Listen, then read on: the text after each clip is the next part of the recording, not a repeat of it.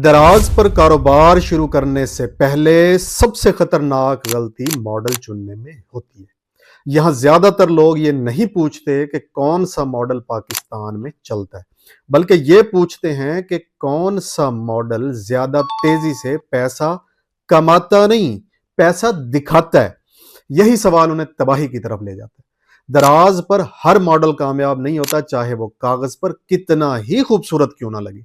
जो शख्स बगैर समझे अपना नाम लगाकर चीज बेचना शुरू कर देता है, वो चंद महीनों में समझ जाता है कि नाम लगाना आसान है, निजाम चलाना मुश्किल। दराज हमें ये नहीं देखने देता कि हम क्या बनना चाहते हैं, ये हमें वो बनने पर मजबूर करता है जिसके हम अंदर से अहल होते हैं।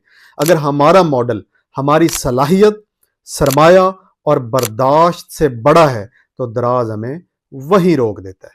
तो आज की हमारी इस्लाही मश्क ये है कि अपनी डायरी में लिखें कि हम दराज पर कारोबार क्यों करना चाहते हैं। पैसे के अलावा